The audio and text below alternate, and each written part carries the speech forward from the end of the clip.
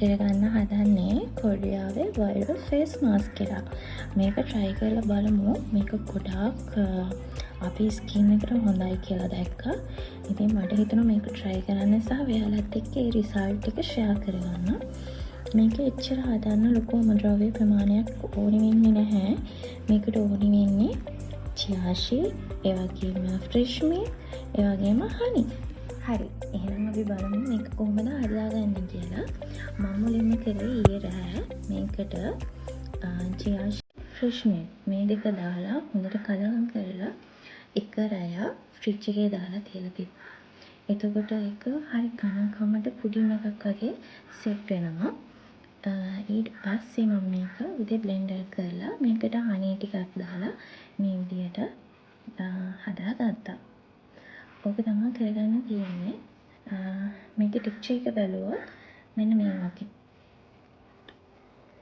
චුට්ටක් පිරියගත්තේ ටෙක්ස්චර් එක පොඩ්ඩක් මෙන්න මේ වගේ.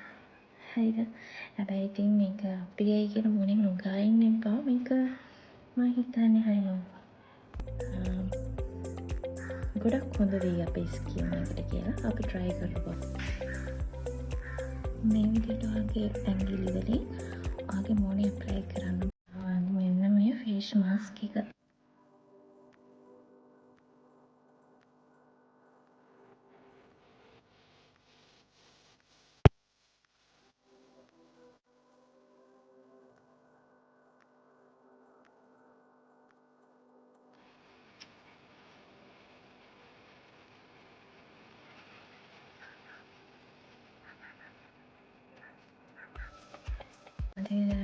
මේක දෙල්ලටත් ඇප්ලයි කරන්න මොනට ඇප්ලයි කරනවා වගේම කිසිම ගඳ නෑ ළමයි. මේක හරි සුවඳයි.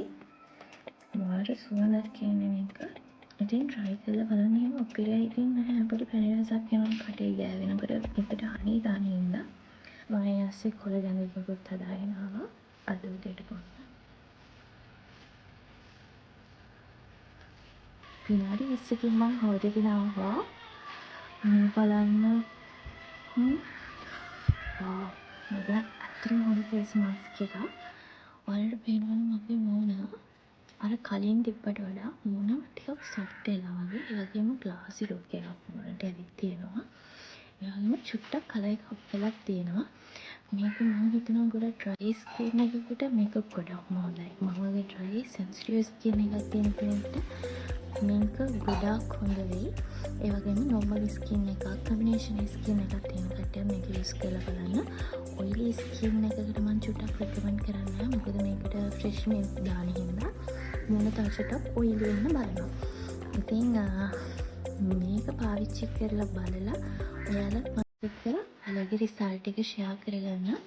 ඇත්තටම මේක ගොඩක් හොඳයි. මම මේක දිගටම පාවිච්චි කරන්න හිතනවා. සති දෙක තුනක් මම ඒකේ අප්ඩේට් දාන්න. අද මම පාවිච්චි කළා මට දැනුන විදිහ තමයි ඔයාලත් එක්ක share කරගත්තේ. තව සති දෙක තුනක් මම පාවිච්චි කළා මේකේ result එක තව කොහොමද මට ලැබුණේ කියලා ඔයාලත් එක්ක share කරගන්න මම බලාගෙන ඉන්නවා. අදට නම් bye bye.